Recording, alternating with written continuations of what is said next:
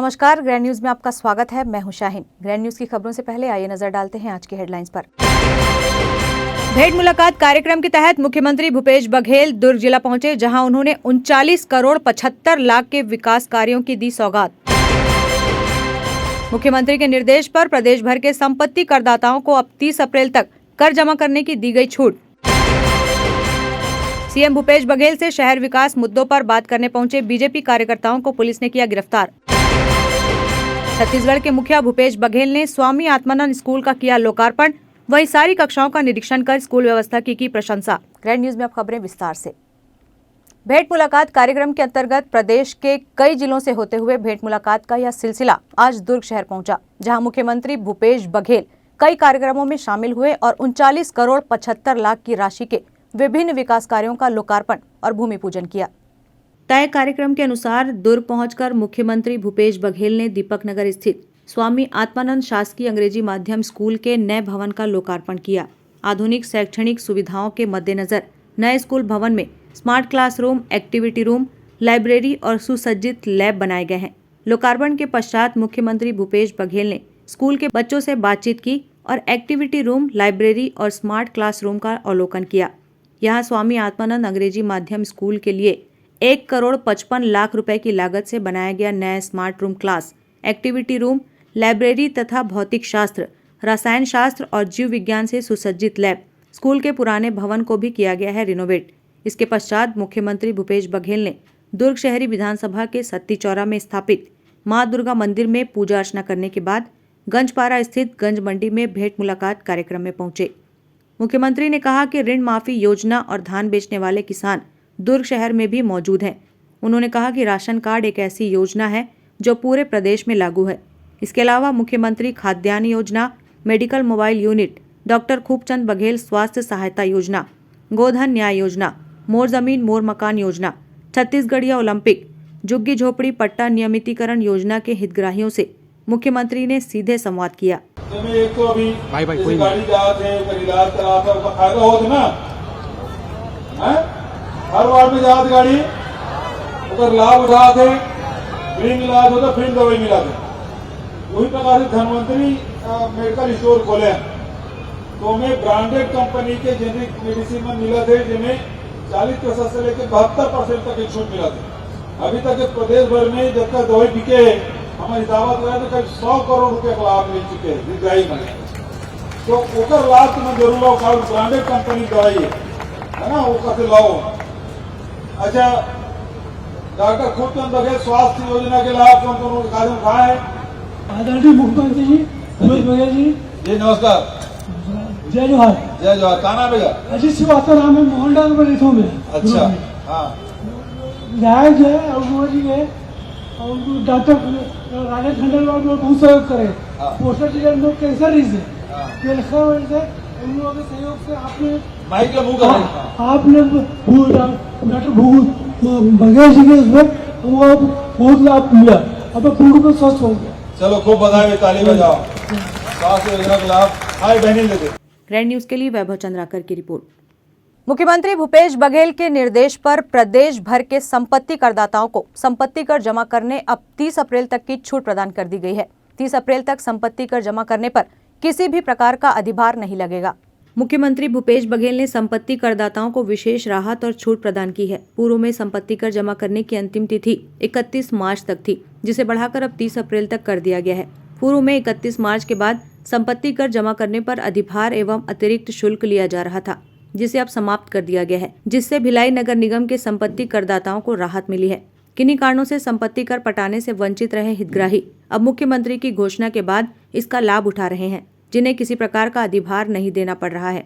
लोगों को हो रही परेशानियों के मद्देनजर मुख्यमंत्री द्वारा यह विशेष छूट प्रदान की गई है। इसकी जानकारी नगर निगम के जनसंपर्क अधिकारी पीसी सारवा ने दी।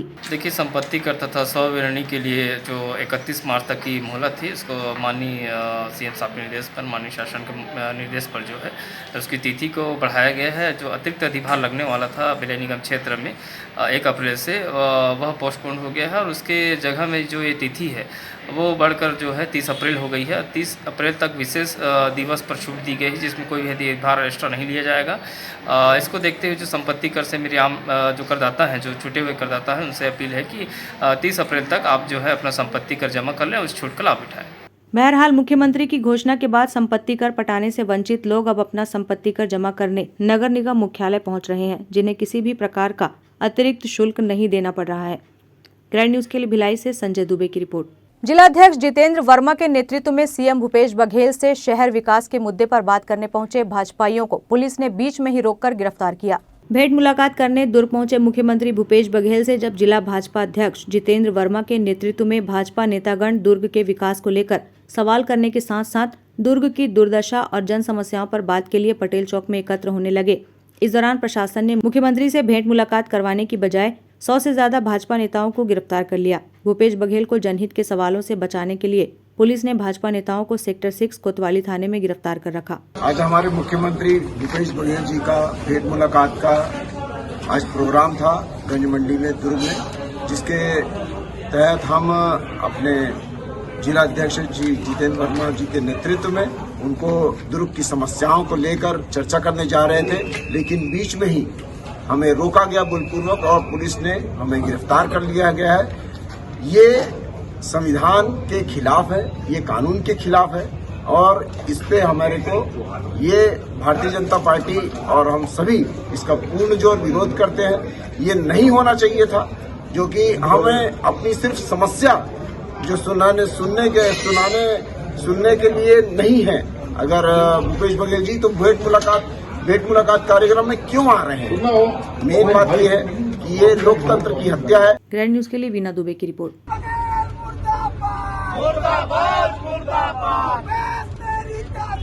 नहीं चलेगी, नहीं चलेगी, नहीं चलेगी, नहीं चलेगी।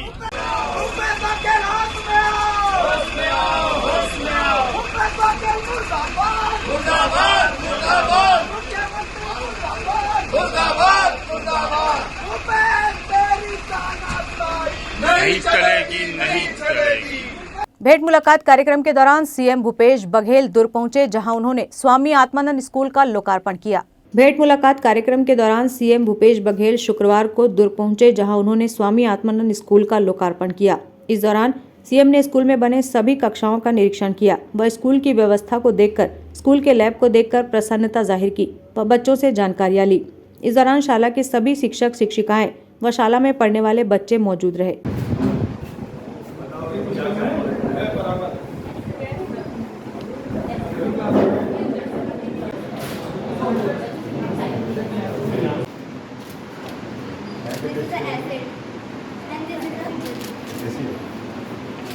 ग्रैंड न्यूज के लिए वीना दुबे की report.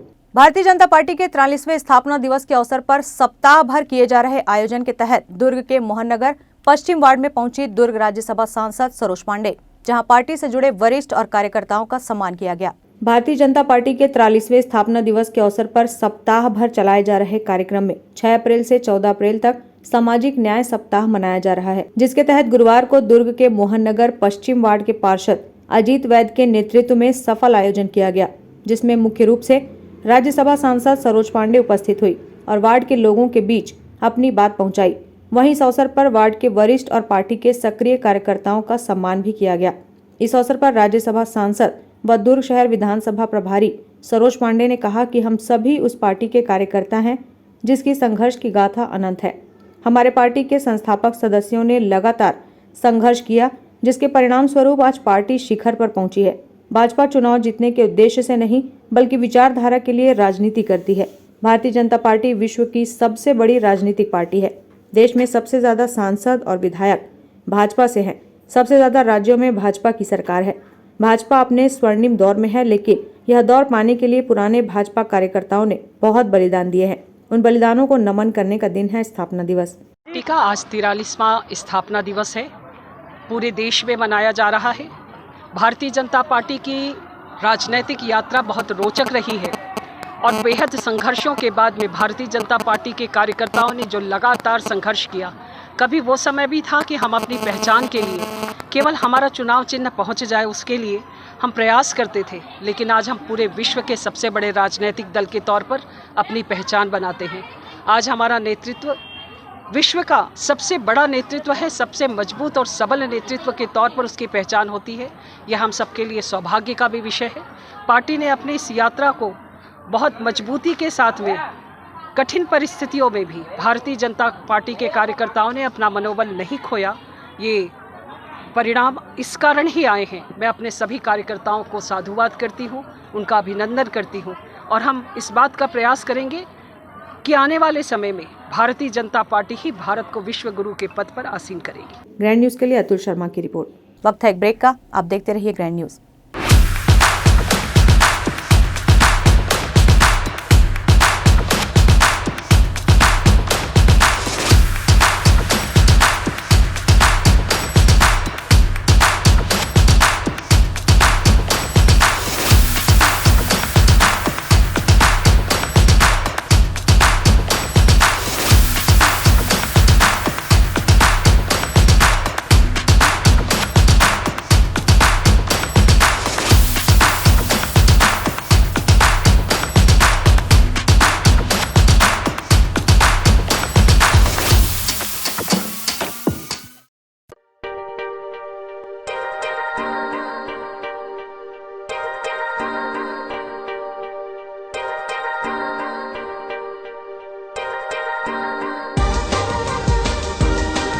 Relationships are forever.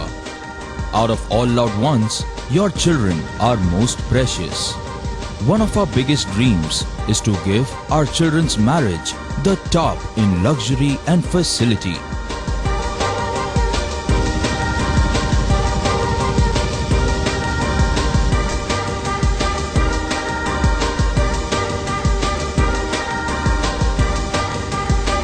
In today's busy life, you cannot afford to take time out for everything to be perfect for your marriage. And you cannot compromise on quality of service for your guests. Our customized marriage packages are made just according to your wish. This presentation will acquaint you with the different luxury packed marriage packages available. This package has an elaborate menu with 60 mouth-watering items.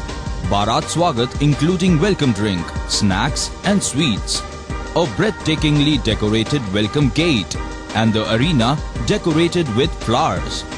To give you the best colors in view, we organize special light effects for all areas. We take care of decorating the groom's car to its best attire and exclusive DJ beats for extreme fun and valet parking to make your guests feel like an emperor.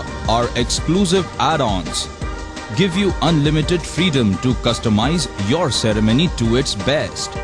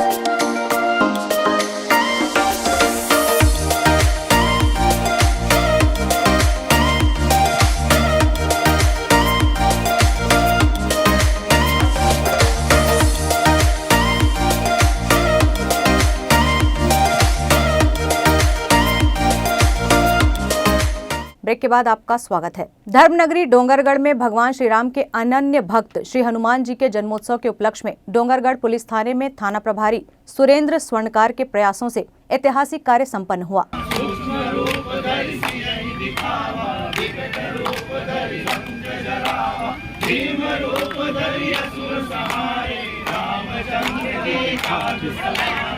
Shri Ram भक्त हनुमान एवं भगवान भोलेनाथ के शिव देवालय की स्थापना की गई।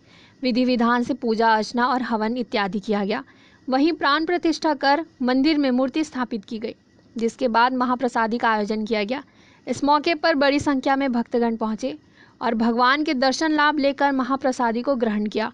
थाना स्टाफ के सहयोग से हनुमान जन्म उत्सव के अवसर पर भगवान शिव जी और हनुमान जी की प्राण प्रतिष्ठा कर मंदिर देवालय का निर्माण किया गया।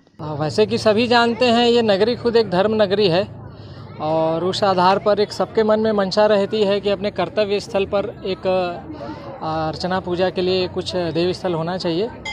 जन सहयोग और थाना डोंगरगढ़ स्टाफ के सहयोग से आज हनुमान जन्मोत्सव के अवसर पर शिव जी की और हनुमान जी की प्राण प्रतिष्ठा की गई। उसी उपलक्ष्य में उनका एक देवालय मंदिर का भी निर्माण किया गया, जिसमें आप सभी आम जनता और डोंगरगढ़ के जितने भी सर्व प्रमुख लोग हैं उन सब का बड़ा अमूल्य सहयोग रहा।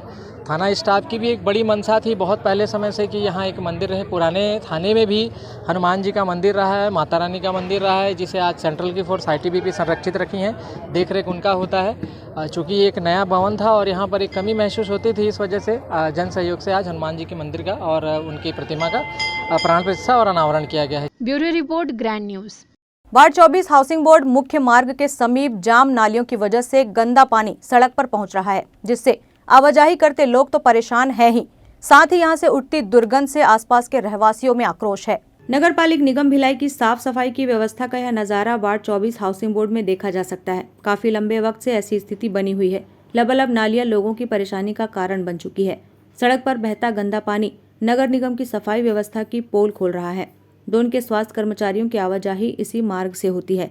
ऐसी स्थिति को देखकर भी नजरअंदाज किया जा रहा है। निगम प्रशासन द्वारा साफ सफाई को लेकर बड़े बड़े दावे किए जाते हैं। उन दावों की पोल वार्ड 24 हाउसिंग बोर्ड में देखा जा सकता है। लबालब हो चुकी नालियों की सफाई व्यवस्था को लेकर आज तक कोई पहल नहीं की गई, जिसकी वजह से ऐसी स्थिति निर्मित हुई। उसके बावजूद भी व्यवस्था में सुधार करने को लेकर किसी तरह की कोई पहल नहीं की गई। हाउसिंग बोर्ड कॉलोनी का यह मुख्य मार्ग है। यहाँ से सैकड़ों लोगों की आवाजाही बनी रहती है। पूरी सड़क तक नाली का गंदा पानी फैल चुका है। ऐसी स्थिति किन कारणों की वजह से निर्मित हुई, इसे जानने को लेकर जोन के स्वास्थ्य अधिकारी और कर्मचारी हमेशा उदासीन बने रहे। जाम नालियों के समीप ही अनेक संस्थान संचालित हैं, जिनसे निकले कचरे और गंदगी को इन्हीं नालियों में फेंका जाता है। इन जाम नालियों की वजह से आसपास के लोगों के सीवरेज चेंबर भी जाम रहते हैं, जिसे आए दिन सफाई कर्मचारियों द्वारा सफाई करते देखा जा सकता है। बावजूद इसके स्थिति जस की तस बनी हुई है। बहरहाल व्यवस्था में कब तक सुधार होता है, ये देखने वाली बात होगी। ग्रैंड न्यूज के लिए भिलाई से संजय दुबे की रिपोर्ट। नगर पालिक निगम भिलाई में बेरोजगारी भत्ते को लेकर 1 अप्रैल से अब तक 187 आवेदन प्राप्त हुए हैं। जांच उपरांत 116 आवेदन पात्र पाए गए हैं। पात्र हितग्राहियों को प्रति माह 2500 रुपए बेरोजगारी भत्ता दिया जाएगा। 1 अप्रैल से बेरोजगारी भत्ते के लिए नगर निगम भिलाई में आवेदन आने शुरू हो गए हैं। इसके साथ ही भिलाई में तैयार किए गए क्लस्टर से इसका सत्यापन करना भी शुरू कर दिया गया है। 1 अप्रैल से अब तक 187 लोगों ने ऑनलाइन आवेदन बेरोजगारी भत्ते के लिए किया था, जिससे 116 पात्र हितग्राही पाए गए। बैंक अधिकारियों के साथ बेरोजगारी भत्ते को लेकर नोडल अधिकारी प्रीति सिंह की बैठक निगम सभागार में संपन्न हुई। पात्र हितग्राहियों तक बेरोजगारी भत्ते की जानकारी पहुंचाने निगम के अधिकारियों को कहा गया है। निगम आयुक्त रोहित व्यास ने इसके लिए दिशा निर्देश जारी कर दिए हैं। इसकी जानकारी नगर निगम के जनसंपर्क अधिकारी PC सारवा ने दी। बेरोजगारी भत्ता को लेकर लगातार बैठकें जारी हैं और इस बैठक में जो क्लस्टर लोगों के साथ में जो उनको ट्रेनिंग दिया जा चुका है। इसके अलावा जो बैंक के अधिकारी थे उनको भी जो अधिक से अधिक जो लाभान्वित हितग्राही होते हैं, लाभान्वित हितग्राहियों को लाभान्वित करने के लिए उनको भी बैठक में निर्देश दिए गए हैं। इसी तरह में जो है जो सत्यापन का पार्ट है, जब आवेदन जमा होता है, ऑनलाइन आवेदन की चूँकि प्रक्रिया है www.बेरोजगारीभत्ता.nic.in में जाके जो आवेदन किया जाना है, उसमें जो लोग हितग्राही हैं, जैसे 186 हितग्राही जो हैं उन्होंने आवेदन किया था, उसमें सत्यापन करके 116 हितग्राही पात्रता की श्रेणी में आए हैं, जिनको जो है शासकीय योजनाओं को बेरोजगारी भत्ता का लाभ मिलेगा। इस प्रकार की जो सतत प्रक्रिया है, आवेदन आते हैं उसका सत्यापन होते रहेगा और इस सत्यापन की प्रक्रिया में भी जो है तेजी लाई जा रही है। इसके बैठक में इसके भी निर्देश जो है दिए गए हैं। बहरहाल बेरोजगारी भत्ता मिलने से क्षेत्र के बेरोजगारों में हर्ष है। वहीं जिन बेरोजगारों को बेरोजगारी भत्ते से वंचित होना पड़ा, उनमें भी निराशा देखने को मिली है। ग्रैंड न्यूज के लिए भिलाई से संजय दुबे की रिपोर्ट। बेमेतरा के प्रथम अतिरिक्त सत्र न्यायालय ने हत्या के आरोप में शामिल 3 लोगों को आजीवन कारावास की सजा सुनाई है। पूरा मामला बेरला थाना क्षेत्र का है। 21 जुलाई 2022 को पुलिस को ग्रामीणों से सूचना मिली कि बोरिया बांध के पास एक अज्ञात शव पड़ा है। पुलिस की टीम मौके पर पहुंची, जिसके बाद शव को करीब से देखने पर चोट के निशान नजर आए। पुलिस की टीम ने शव की शिनाख्त के लिए आसपास के लोगों को इसकी जानकारी भेजी, तो वह मृतक युवक धर्मेंद्र देशलहरे, जो बेरला नगर पंचायत के वार्ड नंबर 7 मिनी माता पारा का रहने वाला निकला। पुलिस की टीम ने शव का पंचनामा करते हुए पोस्टमार्टम के लिए भेजा, जहां पर हत्या की बात सामने आई। तत्पश्चात पुलिस ने विवेचना शुरू की तो विवेचना में चौंकाने वाले तथ्य सामने आए। शराब भट्टी के सीसीटीवी से पूरे मामले का खुलासा हुआ। सूरज कुमार मिश्रा, अतिरिक्त लोक अभियोजक, ने बताया कि मृतक धर्मेंद्र देशलहरे शराब का आदी था और उसके पिता और भाई इससे परेशान थे। इसी बात से नाराज होकर पिता ने तेलंगाना में मजदूरी करने वाले छत्तीसगढ़ के 2 युवकों को 50,000 में हत्या करने की सुपारी दी थी, जिसके बाद युवकों ने गांव पहुंचकर मृतक को बेरला शराब दुकान लेकर पहुंचे और शराब पिलाया। तत्पश्चात उसे बोरिया बांध के पास ले जाकर उसकी हत्या कर दी, जिस पर प्रथम अतिरिक्त सत्र न्यायालय के न्यायाधीश पंकज कुमार सिन्हा के द्वारा आरोपी संत कुमार बांदे को आजीवन कारावास के साथ ही पिता प्रेमचंद देशलहरे व भाई रेखचंद देशलहरे को षड्यंत्र रचने के आरोप में 10-10 वर्ष की कठोर कारावास की सजा सुनाई है। प्रथम अतिरिक्त सत्र न्यायाधीश बेमेतरा श्री पंकज कुमार सिन्हा द्वारा थाना बेला क्षेत्र के अंतर्गत मृतक धर्मेंद्र देशलहरे के हत्या के आरोप में मृतक के पिता प्रेमचंद देशलहरे और भाई रेखचंद देशलहरे को 10-10 वर्ष का कठोर कारावास एवं आरोपी संत कुमार बंधे को आजीवन कारावास से दंडित किया गया है। Bureau report, grand news. Grand news की खबरों में फिलहाल इतना ही। अब इजाजत दीजिए। नमस्कार।